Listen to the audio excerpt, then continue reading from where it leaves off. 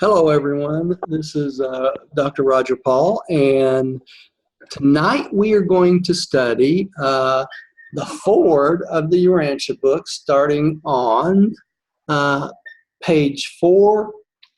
Let me find my place here. 4.1, or section 2, paragraph 7. And that we're reading this tonight. You'll see this on the screen if you're watching it at home. And this comes from the Fifth Epical Revelation Fellowship website. Let's see if I can get it up here. And you can hit UB book version links, and that will take you to a page which looks like this. It's got 8 versions of the Urantia book, and we're reading from the one that says I Urantia book. And you can just hit sections and then hit forward, and it'll take you right to where we're at. So if you'd like to follow us from home that way, or you can just watch us online tonight, just like this. So let's say a little prayer and we'll get started. Father, thank you for bringing us together again in this opportunity to study with one another and learn from one another, that we might better our personalities to prepare us for the jobs you're going to have us do, and that we might do your will better in our life. We pray that you'll give us understanding in this book as we read it, that it might expand our knowledge so we're prepared to share with others. We thank you and give you the praise in your Son, Michael, Jesus of Nazareth. Amen. Amen. Yeah. And who do we want to start to study? Rodney, why don't you start reading? Let's just take it one line at a time tonight, because it's a lot. All right. Okay, the term God, as we make use of it, may be understood Take the first sentence there too. by designation as God the Father. Okay, so they start us out. I'm trying to make this as clear as possible for everyone listening to us, as simple as we possibly can, because this forward is so difficult to understand. So what they're trying to do is introduce us to how they use the term God in the book. The pages follow, right? And they're saying that the term God as they know it, or the way they're going to make use of it, is what's coming next. And this is what we're studying tonight. It may be understood. First, by designation. What do they mean by designation as God the Father?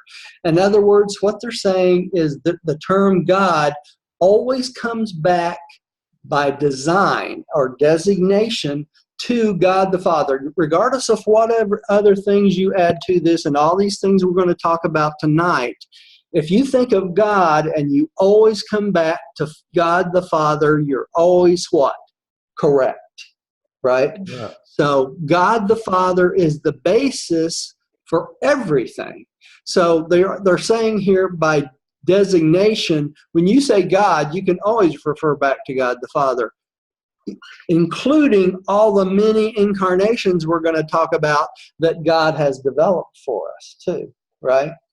All right, so let's go on to the next one. Stephen, would you take the next sentence? Okay. By context, as when used in the discussion of some one deity level or association, when in doubt as to the exact interpretation of the word God, it would be advisable to refer to it to the person of the universal Father.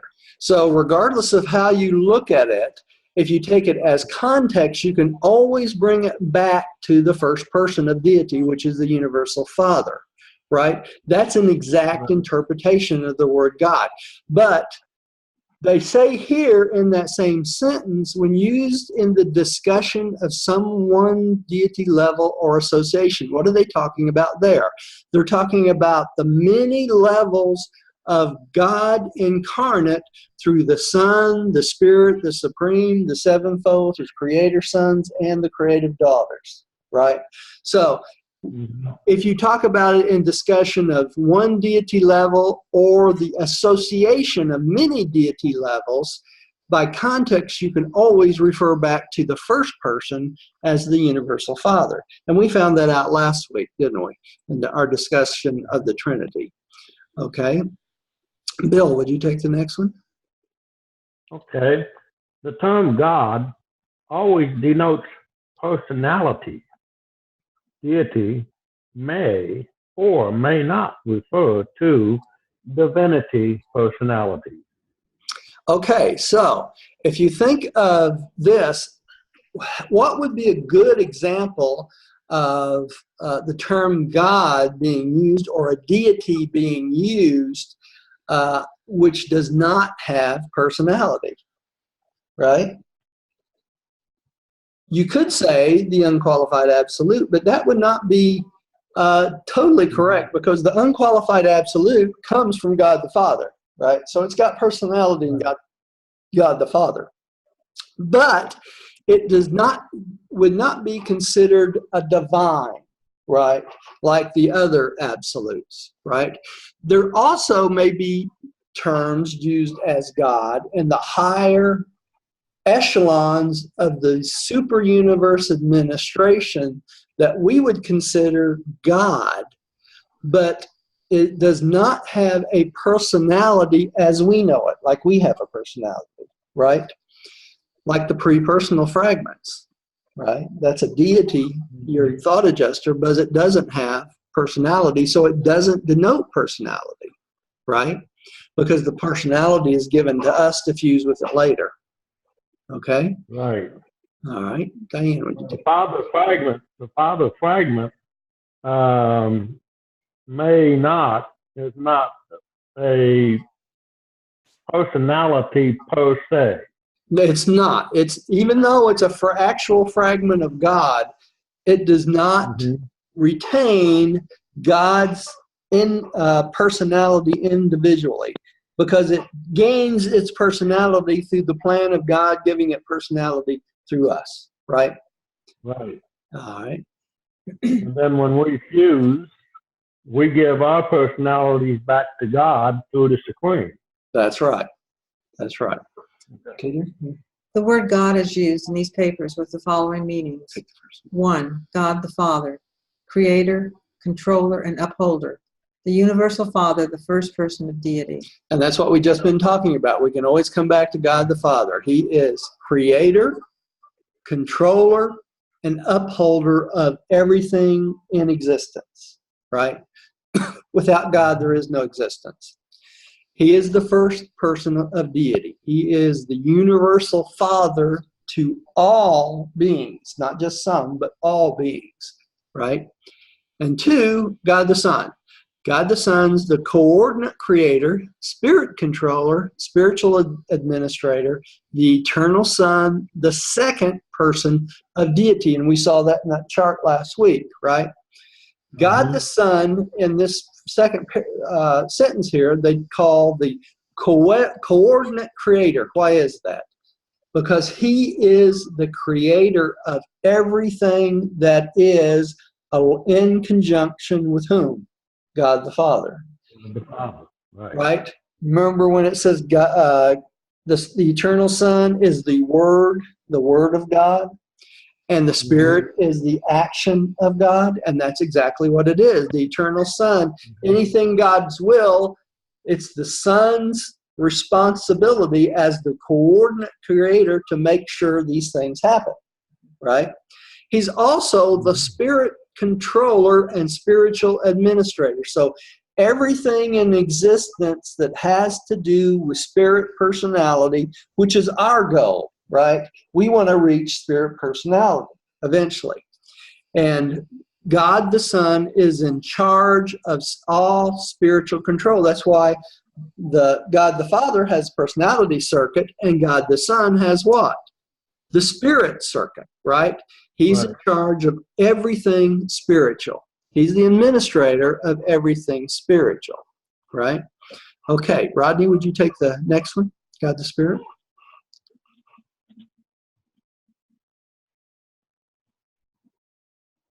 Your mic, Rodney. Yes, sir. There we go. God the Spirit, conjoint actor, universal integrator, and mind bestower, infinite spirit, the third person of deity. Okay, so God the Spirit, this is the third person of the what? Trinity, right? Right? why do they call him the conjoint actor? Because nothing in the universe is done without involvement of whom? God the Son and God the Spirit, right? Right. The conjoint actor. He is the action for all will for God the Son and God the Father, the conjoint actor, right? He's also the universal integrator and mind bestower. What are they talking about here? He takes all the concepts and all the mind involved in the entire universe and integrates it into beings, and also he's the universal integrator of everything material, everything. So even though all matter comes from paradise, it's the God, the Spirit, that helps control that matter to manipulate it for the universe. Okay? In the same way with Havona, right? So he is the universal integrator. He takes all that is material and mindal and integrates it into the existing creation. Okay? He's also called the infinite spirit, or the third person of deity. So we have three persons of deity they're talking about here. These are three of the absolutes, right? You remember what the other absolutes? We're going to study this below it in a minute, but there's the deity absolute, the unqualified absolute, and what? The universal absolute, right? Plus, we have paradise, right? That's an absolute. All right. And Roger, I've thought about it before, and you have the Father, and then you have the Son. That's the Word. Yes. The Word, and you cannot have conversation without word. Right. You need to be able to share, Yeah. and then the Spirit being the action of that thought and word, the Right. communication put into action. So Yeah, anyway, so it takes all three, doesn't it? yeah. It takes all three to do anything. All right. Let's go on to the next one. Stephen, would you take the next one? God the Supreme? All right.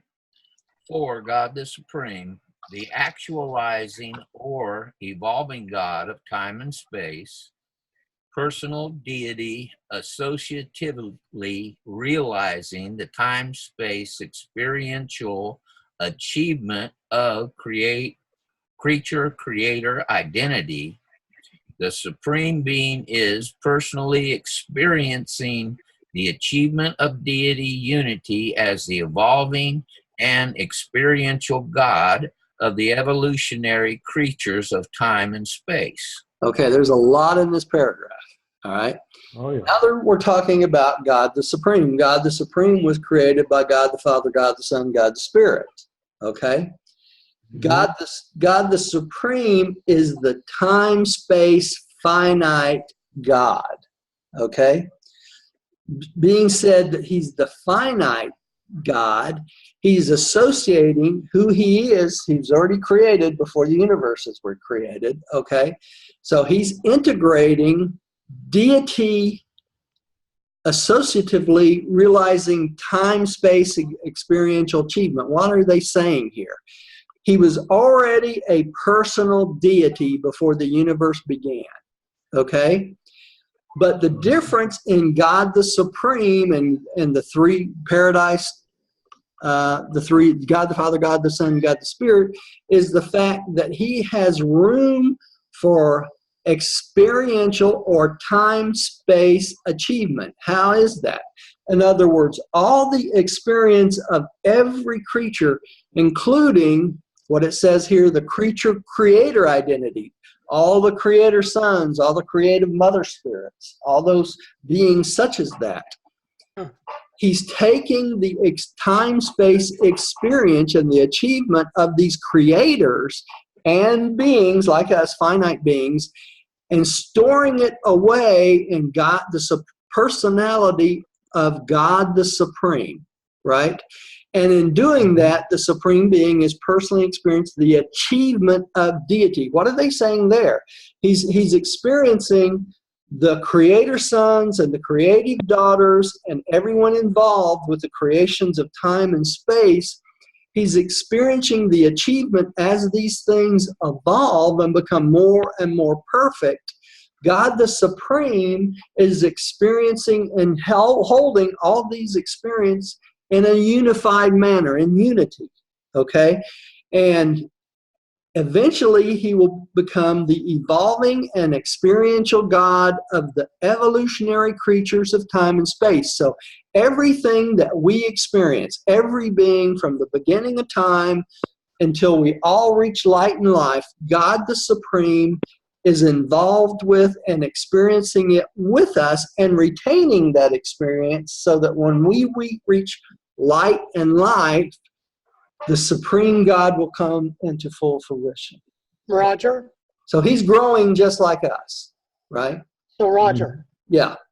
the, God the Supreme, he is only interested in the evolving 7 super universes. Yes, that's true. Nothing with the outer space, Bill. Not with the outer space level. Not with the Nothing with that whatsoever. That will be the Supreme Being. and not with the Not, absolute. no, The absolute's the outer space. that's right. The ultimate, Okay. right? And then the central universe, he doesn't have anything to do with that. No, because all that experience, he really does have to do with that, Rodney, because all the experience we gain going through the Havona levels, he gains also. Okay. So Once all the super universes and everything in the evolving universes are 100% settled into light and life, right. he will be in full fruition. That's true. And then And he will be our finite God. Okay? So we will look at him much like we do the creator sons. Think of it this way. When we think of God, our highest concept of God is really the creator sons because they created us, right? And we have to go recognize them before we go from our Urantia level to the first stage spirit, right? When we step into the spirit realm, then we're stepping into the over control of whom?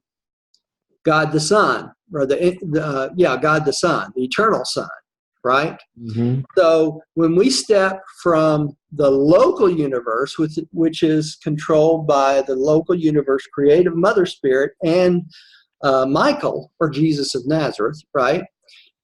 Once we step away from their total control, then we go from a finite or Urantia existence to the first stage of spiritual existence.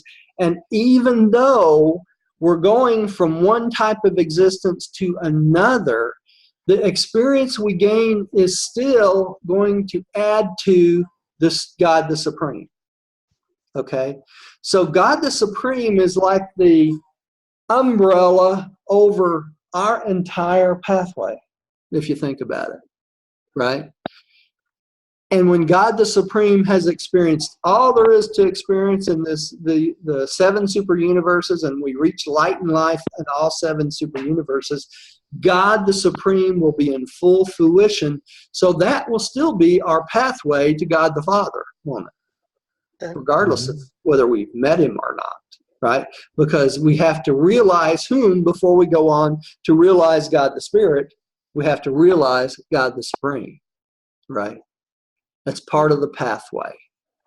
Now, question. Yeah. Now, once we go and once these 7 super universes are all settled in light and life, and all of the finalities have made it to paradise. Right. Could it be said then that this has been the training school or spread into the outer space circuit. That's exactly what all the beings in the universe believe is the plan. That's exactly what they believe the plan is. So we're in a big training school down through time, down through billions and billions of years, right? And then when this comes into full fruition with the Supreme, our job, they believe, will go out and start populating the outer space levels. The amount of universes and planets and space and all that in the outer space level is beyond human contemplation. It's beyond even some of the celestial beings being able to contemplate it. You know, it's so vast. So that's why they think that that's what the philanthropers will be doing, you know, in the future.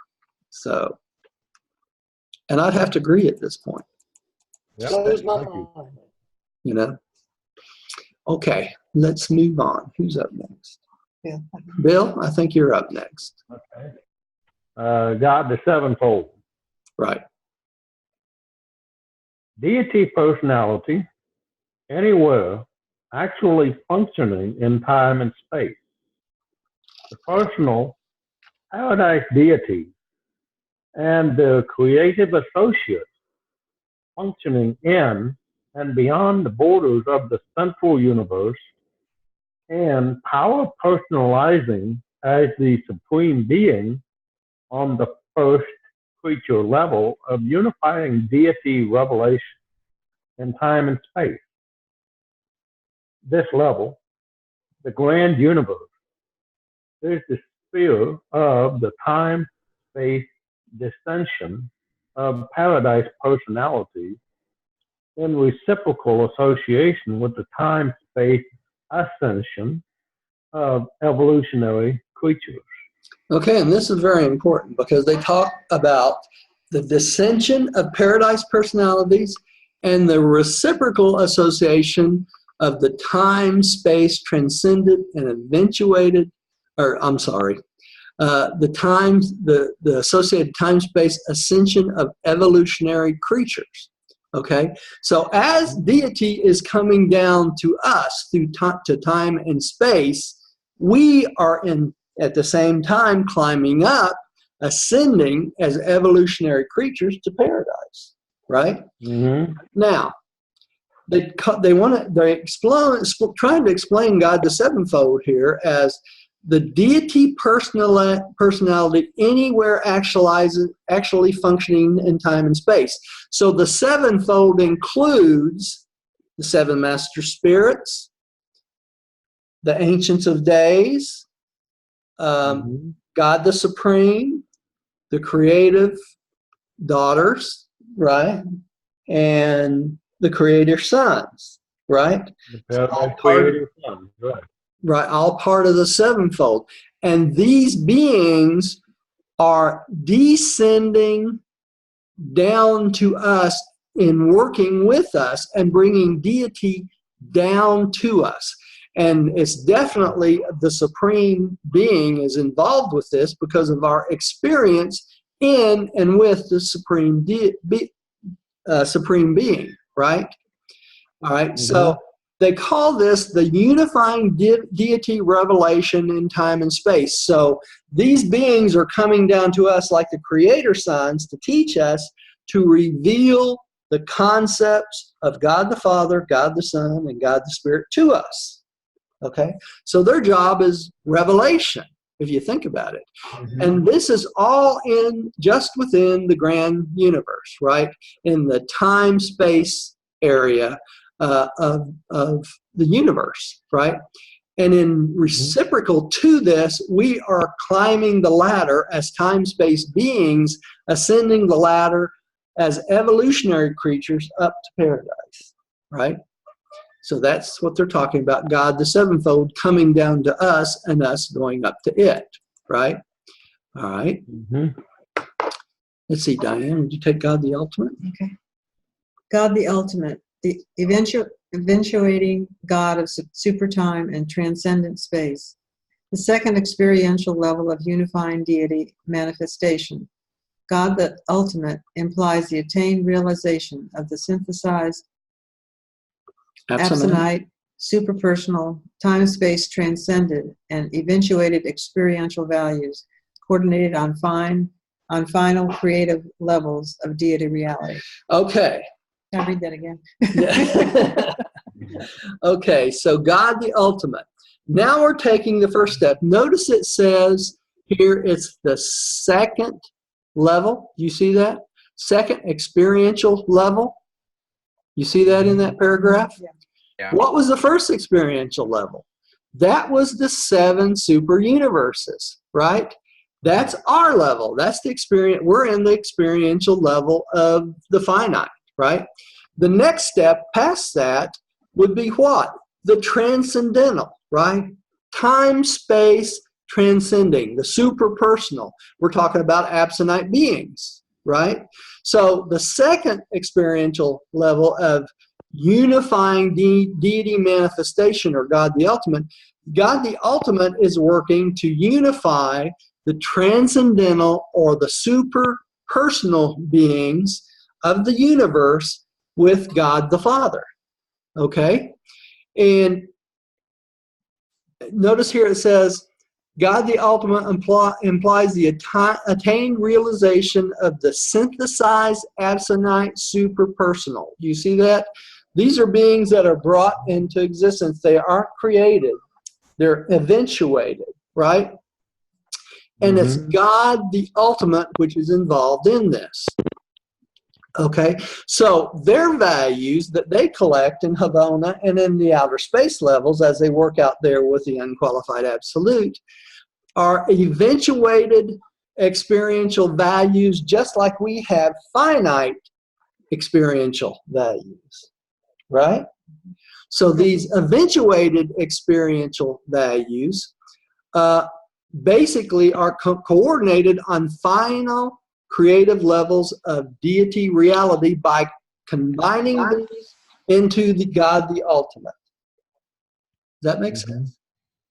Right? That's God the ultimate would be the combination then of the God the supreme tied in with God the sevenfold and God the universal Father. That's right, everything, right? They're all involved because we know that the absonite or super personal level is what? Havona, right? So this is what's going on in Havona, God the ultimate. But you have to have the supreme being's experience in this also, right? Exactly. Yeah, you do. That's a good call. Okay, so let's go one more. I guess I'm up. God the absolute, the experientializing God of transcendent, superpersonal values and divinity meanings, now existential, and the deity absolute. Now this goes out to the third level. You see what I was saying earlier? The first level, the second level, and the third level. This would be the outer space levels, wouldn't it? Okay. This is the third level of unified deity expression and expansion because it's going out into the outer space levels, expansion. On the super creative level, deity experiences exhaustion of personalizable potential, encounters completion of divinity, and undergoes depletion of capacity for self-revelation to successive and progressive levels of other personalization deity now encounters, impinges upon the experiences unified with the unqualified absolute. So this is the glue, if you think about it, the deity absolute that brings God the absolute into the outer space levels, and the deity absolute glues itself to what? The unqualified absolute. And how does it do that? The universal absolute. Okay? Did I blow everybody's mind, or are you still with me? Yeah. Okay. We're hanging in there. Okay. The seventh, or God the absolute, has to do with everything that's come before plus the outer space levels. And the next thing we're going to talk about here shortly is the 7 absolutes, and this will make this a little clearer, right? Mm-hmm. But they bring it out here so that you kind of have an idea that God the Absolute's involved in the deity absolute, and eventually will merge on the edge of the qualified absolute. Now, to do that, it has to use all its potential for everything ever possible to happen, which is hard for us to even imagine. So that's not going to happen like next week, right? Right. I think it'll be a while, a few billion years. Yeah. And, All right. it would be interesting to click on that Bible references and comparison, because this stuff is, to me, is way, way beyond the scope of the Bible. Well, you know, I do not really, I have not looked at this in such a long time, the comparison, because I think when I looked at this, the things it was talking about was always God the controller, and that's what they're talking about here. See, this is the link for the Bible references, and there's tons and tons and tons of stuff here, but they all refer back to God as being the creator of the heavens and the earth, and basically that God is the universal controller of everything, right? Right. Yeah. So y'all can read that at your leisure. Okay. But that's what it's talking about there, right? All right. I don't want to belay that any more than I have. Let's see where we're going here. Okay. We're going right into the absolutes. I got 15 more minutes. Can y'all handle some more here? All right. Yeah. We'll keep going. All right. The first source and center. Rodney, would you take, actually, would you just take the sentence and all 7 of the things here, and we're going to talk about them real quick. Okay, the sentence and all 7. Yeah. Okay, total infinite reality is existential. Existential. Yeah. Yeah. Existential in 7 phases and as 7 coordinate absolutes. Okay. Number So, 1, all right. Go ahead. the first source and center. Number 2, the second source and center. Number 3, the third source and center. Number 4, the Isle of Paradise. 5, the deity absolute. 6, the universal absolute. And 7, the unqualified absolute. Okay. 2 things we need to understand here. They're talking about the total infinite reality, everything that exists, including all the outer space levels and anything that possibly could exist, right? When they say the infinite reality, it never stops, right? And it says is existential. What does that mean? It means it's never had a beginning and it never will have an end. Okay? Right. So total reality is existential in these 7 things. Okay, that's what it's 7 here, the 7 phases and the 7 coordinates of the absolute. All right, so let's slide down here just a little bit. And the first one is, let me see if I can do this. I want you to see this picture. Let me go to the first source and center, and I'm going to slide down to the picture. Notice here it says the ultimate integration of reality, split into the 7 absolutes of infinity. That's what that first paragraph just said, right? It's talking about the integration of everything that ever has existed and everything that ever will exist. And it's split into the 7 absolutes of infinity. What's infinity? It never stops, right? It goes on and on and on. And we're going to see some slides about that a little later. I won't get to it tonight, but probably next week. So what's the 7 absolutes? The first source and center, right? What is the first source and center? We just studied this. That's the universal Father, correct? Right. The second source and center. All right, notice here it says the first original absolute, thought. This is God's volition. To have a thought, to start anything, it had to be God the Father, right? Then the second Right. absolute, the original Son, is the expression, or what? The Word. The Word of God, right? The expression of God. And God the Son is the original second absolute, right? And if we look back up to our list again, you'll see that, right? The first source, the second source, and the third source, right? All right. And then we have the third source and center, or the third original absolute, and that's the conjoint actor, right? And this is the God of action. Do you see that? You have thought, expression, and action.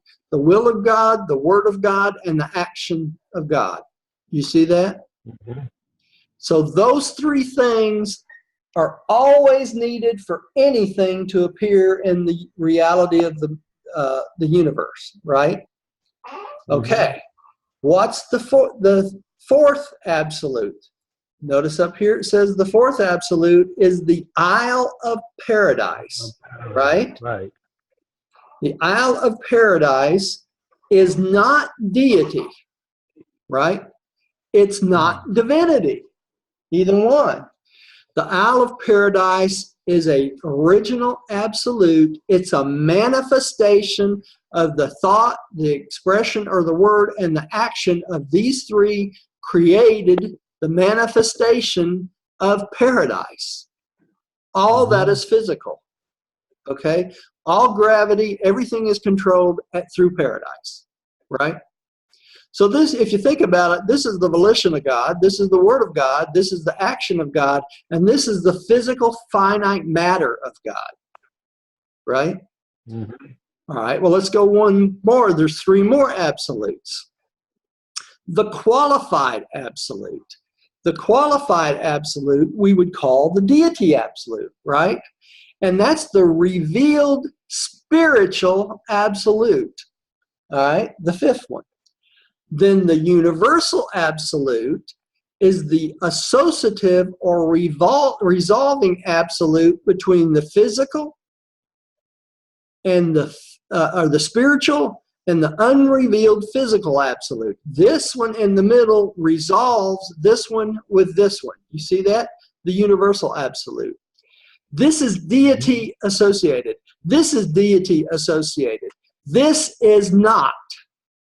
Okay? This, the unqualified absolute, gets its deity association from where? The qualified absolute. And it gets that through what? The universal absolute. Does that make sense? Remember when we did our 11-week program, I spent so much time on this and tried to explain how this... I know there's another way you explained it that made it simpler. Yeah. Well, This wasn't it, right? I mean, as far as the qualified and unqualified. Oh, between the qualified and the unqualified? Yes. Yeah, because the qualified we also call the deity absolute. Okay? That's why it's qualified. It has deity that comes from God the Father, right? The universal absolute takes the deity part of the qualified and mixes it with the unqualified, and that's why it's called a universal. It goes from deity to non-deity. Okay? It mixes the two together. That's why they call it the associative or resolving absolute. It resolves deity to non-deity or physical matter. So unqualified is not personal at all. The unqualified is not personal. Yeah, it's just right. material. It's material. But it gains its personality from whom? Because it's controlled from whom? God the Father, right? God the Father. Yeah, these are all aspects of God the Father, which makes it even more complicated. But the deity absolute has to use the universal absolute to mesh with the unqualified absolute, because the unqualified absolute goes out into outer space, and it did the same thing with the 7 super universes, takes primordial matter and uses the architects of the master universe, which are what? Absonite beings, and it uses the paradise physical controllers to manipulate matter, primordial matter, to prepare it for creation of universes. Okay? So it doesn't need a personality, does it? That's why it has no personality. It only has a function. It goes out and takes nothingness and creates something out of nothingness. And it does that through the qualified absolute and the universal absolute. By how? By using the architects of the master universe and the power, the paradise power directors. That's what takes the qualified, or the deity, mixes it for the universal and pushes it into the unqualified. And when it's ready, what happens? Then paradise sons and daughters, creative sons and daughters, creator sons and local universe creative mother spirits take over and create universes from that. So, Roger. Yeah. The unqualified absolute is, they manipulate ultimatums. Right. That's why it's called the unrevealed physical absolute, right? Because it takes a physical thing, the ultimatums, right, and manipulates them in primordial matter. It's not really finite matter because it's what? It's from paradise, right? You can't call it unrevealed finite physical matter because it's not. It's unrevealed physical matter that actually comes from where? The nuclear isle of paradise. So the unqualified helps pull the matter from the nuclear isle of paradise out into the outer space levels, or the 7 super universes if they're still developing, and prepares the area using the qualified absolute and the universal absolute through its beings, which would be their representatives, would be what? Absonite beings. Okay? Question. Yes. Now, you just said using absonite beings to create. Well, remember that absonite beings are time-space transcendent, right? Right. Okay. Now, does that mean that the Michael sons, the creator sons, are absonite beings? Not at all. Not at all, because when they take over an area, they're manipulating what? Finite matter. Right. Not unrevealed physical absolute matter, paradise matter, because it's already been prepared for them to manipulate finite matter, right? Oh, okay. So the creator sons and the creative local mother, the local mother universe spirits are manipulating that which has been prepared for them, right? To create planets, stellar clusters, all these things we see in the skies. Right. Right? It's like they go out and create the farms, and the creator sons come in and they have to plow and till and plant the fields. That's right. And work with what the farm that was given to them. Yeah, that's a good illustration. Is it less confusing that way? Yeah, it's more layman's terms. Yeah. I know these terms, the qualified, the universal, and the unqualified, these are probably the most difficult concepts to grasp in the book. And I think that's why they put it in the foreword, so that we would get at least introduced to it, so that when they start talking about it, we're not totally lost, right? Because you can get totally lost just in this foreword, right? If you don't have someone to help you understand it, what works with what and what's in reality, right? Let's take one more little sentence here before we quit for the night. I know it's almost 8 o'clock. God, as the first source and center, is primal in relation to total reality, unqualifiedly. It's God is the first source and center for everything, right? The first source and center is infinite as well as eternal. and is therefore limited or conditioned only by volition. And that's our last statement right there we're going to cover tonight. What are they saying here? What's volition? Will. Allowing yourself, or It's the will, right? It's the will of God. So God is only limited or conditioned by his own will, the will of God. Okay, well, I got primal there, and that would be prime evil in relation to total reality. So in other words, you have a total reality, which would be perfection, but then you have a finite reality, which is unqualifiedly. So the first source and center is infinite as well as eternal, and is therefore limited or conditioned only by the volition, the will of the creature. You know, the will of God. Source and center, but it would be the will of the creature that's going to make him prime evil and put him in a finite reality as he's bringing us to a total reality. You're thinking about it backwards. Okay. The volition of God controls everything. And even in the thought adjuster, this is the point you're trying to get to. This is the point you're trying to get to, Stephen. Even in the thought adjuster, the volition or the will of God is perfect. Okay? Even in the thought adjuster. It is only to the degree that we follow the volition of that thought adjuster that makes us within the will of God or in tune with the will of God. And anything outside the will of God is considered what? Evil or rebellion. Well, rebellion is actually knowingly rebel against God, but the best term they use is evil or error. Or really. hereditary. Yeah. Either of those three. So error, sin, and iniquity. Error, sin, and iniquity. And the only way we get involved with that is by choosing not to do the volition or the will of God, right?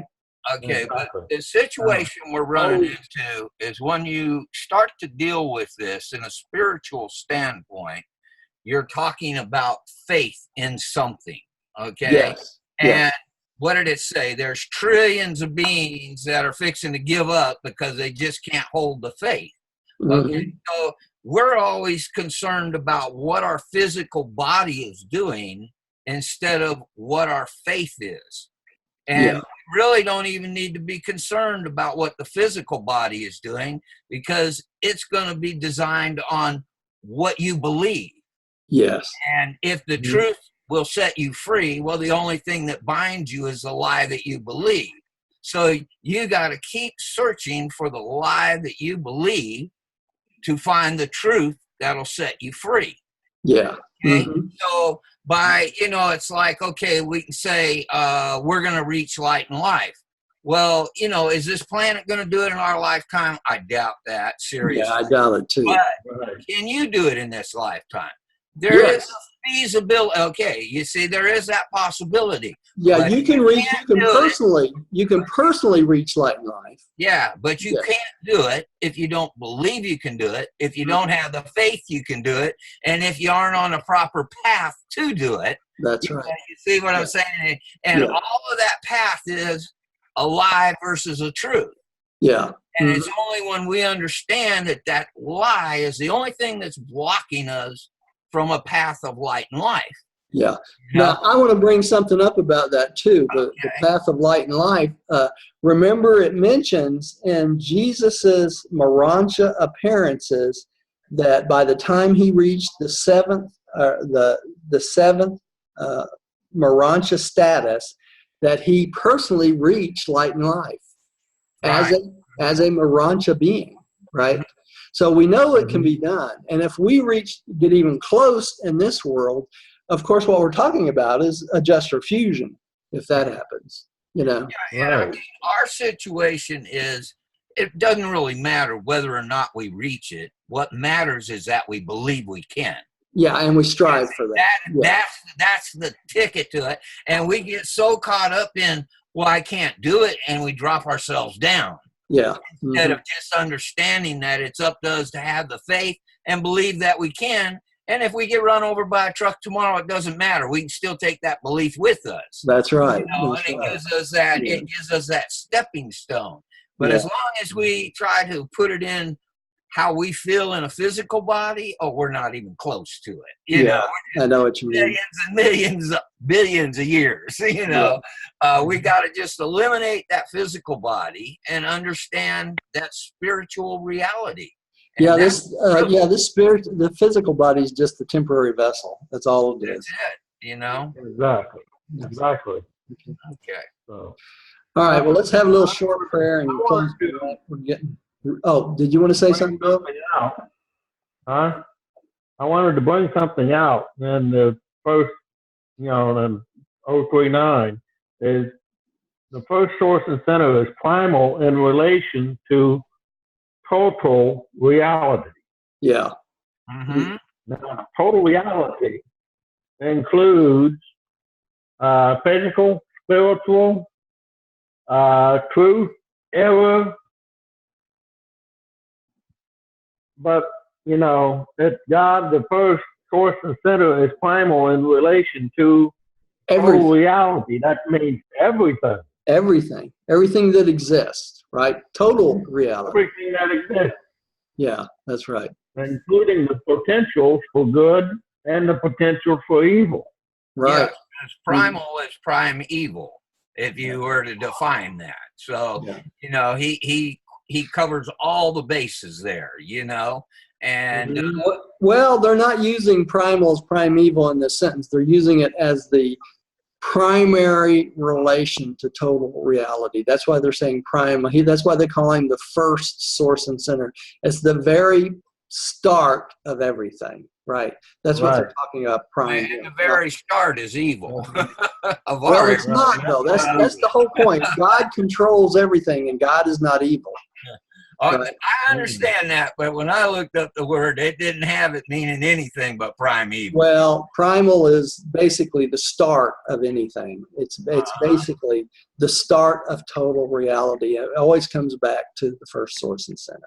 Okay. All right. So let's make sure that's clear. I thought evil is not knowing God.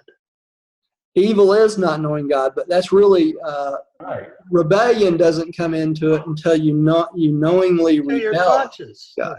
Right? Yeah. Right. Yeah. You can have evil without it being rebellion. Evil is just unconscious. Unconscious. That's right. Error is what they call it in the book. Right? Right. You have Jesus taught the three levels.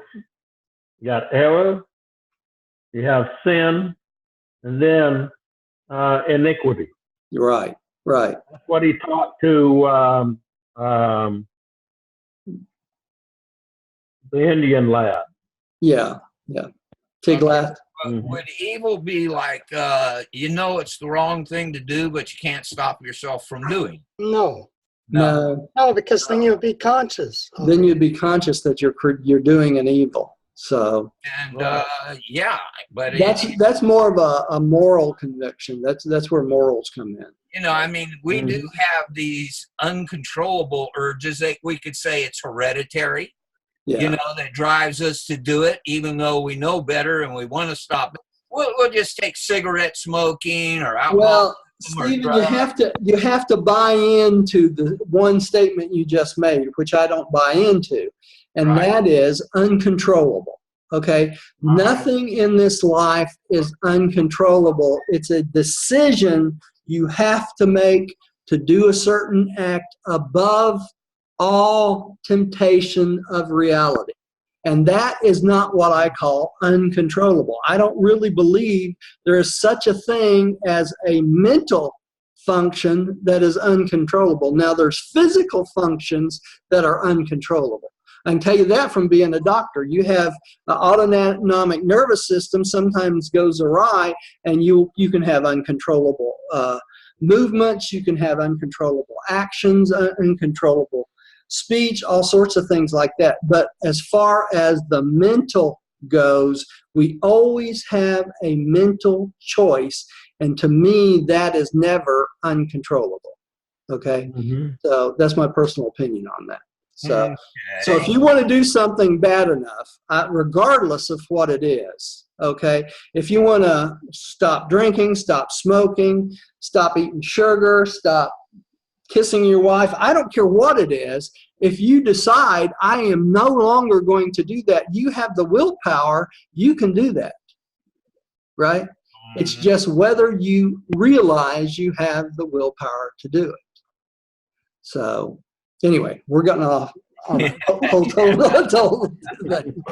Okay, let's say a closing prayer and we'll quit for tonight. Father, thank you for this opportunity to come and share together like this, that we might learn from each other and help each other and become better beings for you and do your will better in our life, that we might share it with others and make this world eventually come to light in life, that all people might know you and not a single soul is lost on this world, that we all get there. We appreciate it. We love you. We thank you for your son. And we say this in the name of your son, Michael, Jesus of Nazareth. Amen.